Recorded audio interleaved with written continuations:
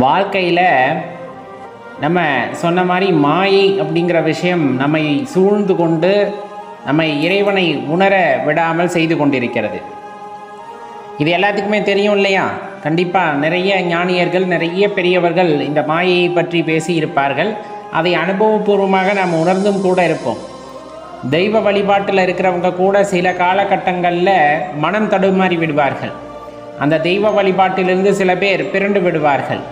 அது ஒரு காலகட்டத்திற்கு ஏன் என்றே தெரிந்திருக்காது.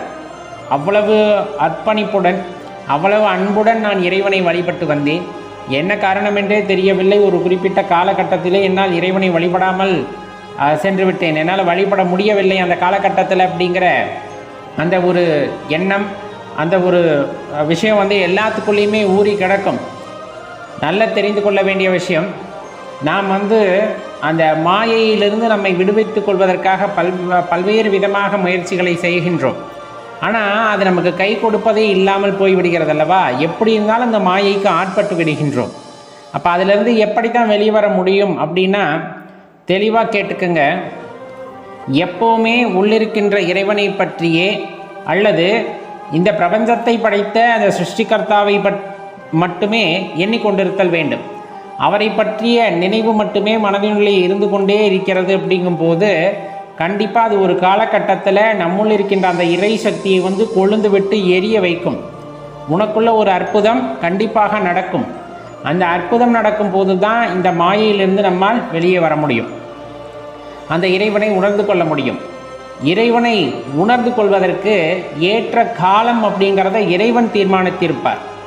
அந்த காலம் வரையிலும் நாம் செய்ய வேண்டியவற்றை சரியாக செய்து பொறுமையாக காத்திருத்தல் அப்படிங்கிறது ரொம்ப முக்கியமான விஷயம். ஏன்னா எல்லாருமே கேட்பாங்க, பொறுமைனா எவ்வளவு காலத்திற்கு அந்த பொறுமை, நம்மும் எவ்வளவு காலம்தான் பொறுத்திருக்க வேண்டும்? இறை பக்தியிலே இந்த கால அளவையெல்லாம் நாம் கணக்கிட முடியாது. ஏன் கணக்கிட முடியாது அப்படின்னா, இறைவன் தீர்மானித்திருப்பது, நம் கர்மத்தின் அடிப்படையில் எழுதப்பட்டிருப்பது, எப்போது என்ன நடக்க வேண்டும் என்று இருப்பது எல்லாம் நடந்து கொண்டே இருக்கும். அதனையும் மீறி நாம் எடுக்கின்ற சில முயற்சிகளின் காரணமாக, இதுவும் இறைவனின் சித்தமாக இருந்திருக்கலாம், அவருடைய கருணையாக இருந்திருக்கலாம், நாம் எடுக்கின்ற சின்ன சின்ன முயற்சிகளின் காரணமாக இறைநிலையை பற்றி தெரிந்து கொள்வதற்கு, அதை பற்றி உணர்ந்து கொள்வதற்கு மனம் முன் செல்கிறது. அப்படிங்கும் போது அதை தடுப்பதற்கு மாயைகள் வேலை செய்யும். அதிலிருந்து நாம் மீண்டு வர வேண்டும்னா நம்ம நிறைய பயிற்சிகளை செய்வோம். அந்த பயிற்சிகளுக்கு பலன் எப்பொழுது கிடைக்கும் என்ற ஏக்கம் இருக்கிறது அல்லவா? அவர்களெல்லாம் ஒன்றை தெளிவாக தெரிந்து கொள்ளுங்கள். காலையில் எந்திரிக்கிறோம், காலையில் எந்திரிச்சு சூரியனுக்கு முன்னாடி நிற்கிறோம். நிழல் அப்படியே சூரியனோட எதிர் திசையில் விழும். அதே போல தான் சூரியனோட எதிர் திசையிலேயே தான் அந்த நிழலானது விழுகும். இந்த நிழல் மாயை. இப்போ ஒரு குறிப்பிட்ட கால அளவு அப்படியே தாண்டுகிறது. அந்த நிழலின் அளவு சுருங்கிக் கொண்டே வருகிறது. உச்சிக்கு வரும் பொழுது, சூரிய பகவான் உச்சிக்கு வரும் பொழுது நாம் அதே வெயிலில் நிற்கின்றோம். அந்த நிழலானது நம் கால்களுக்குள்ளே அகப்பட்டு விடுகிறது. அவ்வளோதான். அது தனியாக எந்த நிலையிலும் நம்மால் பார்க்க முடியாது, நம்முடன் ஒன்றி விடுகிறது.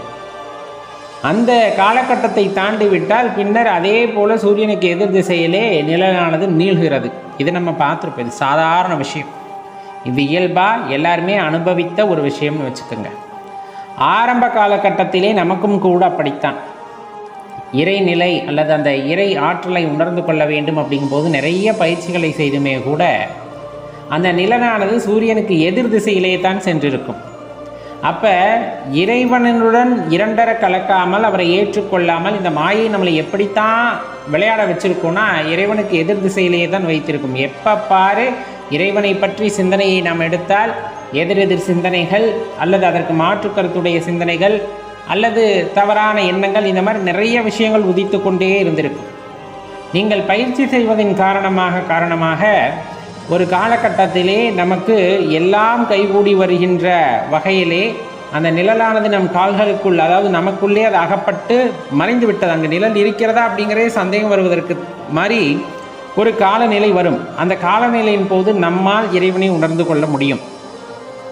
அந்த காலநிலையை தவறவிட்டு விட்டால், அந்த உச்சி பொழுதை தாண்டிருச்சு அப்படிங்கும் போது நிழல் எப்படி மீண்டும் எதிர் திசையிலே நீள்கிறதோ அதே போல் உங்களுக்கு இறைவன் நிறைய வாய்ப்புகளை ஏற்படுத்தி கொடுத்து கொண்டே இருக்கின்றார். அதில் அந்த நேரம் அப்படிங்கிறது ரொம்ப முக்கியம். அந்த நேரத்திற்காக காத்திருக்கிறீர்கள், நிறைய பயிற்சி செய்திருக்கிறீர்கள். அப்படிங்கும் போது ஒரு குறிப்பிட்ட காலகட்டத்திலே இறைவனை உணர்ந்து கொள்ளக்கூடிய அந்த அற்புதமானது நம் வாழ்க்கையிலே நிகழும். ஒவ்வொருத்தருக்கும் ஒவ்வொரு காலகட்டத்தில் நிகழும். ஒரு சிலருக்கு 10 வயசில், ஒரு சிலருக்கு 50 வயசில், ஒரு சிலருக்கு 100 வயசில், அது மாறிக்கொண்டே இருக்கும். அந்த காலகட்டம் வரையிலும் பொறுத்திருந்து அந்த காலகட்டத்திலே நம்மால் இறைவனை உணர முடிகிறது அப்படின்னா உணர்ந்து விடுகின்றோம். அதே வேகத்தில், அதே ஒரு முயற்சியுடன் இறைவனுடன் இரண்டர கலந்து விடுவதற்கு முயற்சி செய்ய வேண்டும். அதற்கு அர்ப்பணிப்பு தேவை, உண்மையான அன்பு என்பது அங்கு தேவை. அது இல்லாத பட்சத்திலே என்னாகும்னா அந்த காலம் கடக்கிறது அப்படின்னா மீண்டும் அந்த நிழலானது மனிதனுக்கு, அதாவது சூரியனுக்கு எதிர் திசையிலே நீள்வது போன்று மீண்டும் அந்த சந்தர்ப்பத்தை நழுவ விட்டுவிட்டால் கிடைத்த இந்த அரும்பெரும் பிறவியா மானிட பிறவியிலே இறைவனை உணர்வதற்கு ஒரு வாய்ப்பு கிடைத்திருக்கிறது.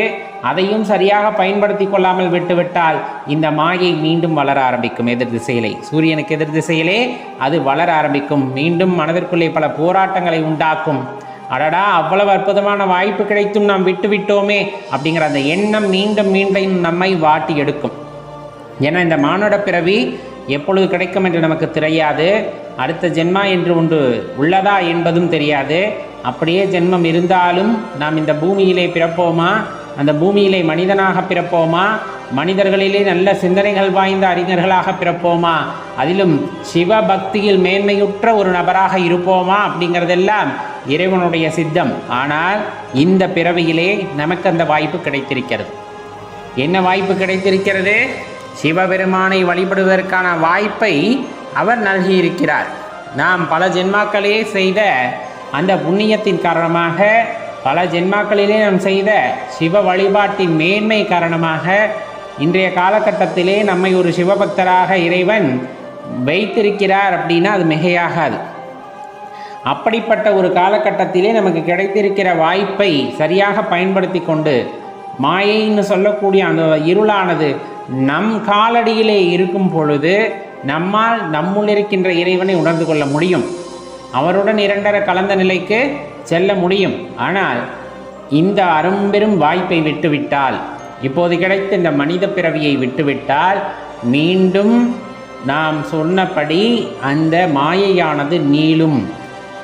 மாயையானது சூரியனுக்கு எதிர் திசையிலே நீள்வது போன்று இந்த மனமானது குழப்ப நிலையிலேதான் எப்பொழுதும் இருந்து கொண்டிருக்கும். இறைவனை அது உணரவே உணராது அப்படிங்கிறதையும் நம்ம இந்த இடத்துல தெளிவாக தெரிஞ்சுக்கணும். அப்படி இறைவனை உணர்கின்ற வாய்ப்பு ஒருவருக்கு கிடைக்கிறது அப்படிங்கும் போது அவருக்கு அதை விட பெரிய ஆனந்தம் அப்படிங்கிறது வேறொன்றும் இருப்பதற்கான வாய்ப்பு இந்த இடத்திலே இல்லை. நடனமாடிக்கொண்டிருக்கின்ற இறைவனை உணர்வதற்கு அப்படிங்கிறது அவ்வளவு சாத்தியமான விஷயம் அல்ல, அது அசாத்தியமானது. அப்படிப்பட்ட நிலையில் நமக்கு இறைவன் ஒரு இடத்திலே உணரச் செய்கின்றார், காட்சியளிக்கின்றார். அப்படிங்கும் போதெல்லாம் அது எவ்வளவு பெரிய விஷயமாக இருக்கும் என்பதை நினைத்து பாருங்கள்.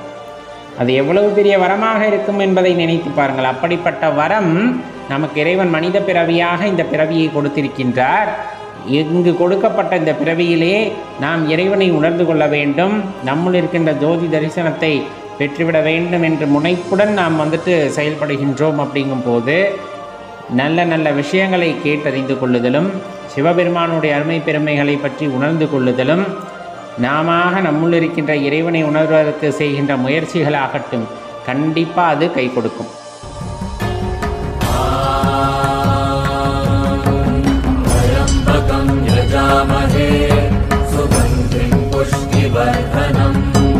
पूर्वारुकमिव बन्धना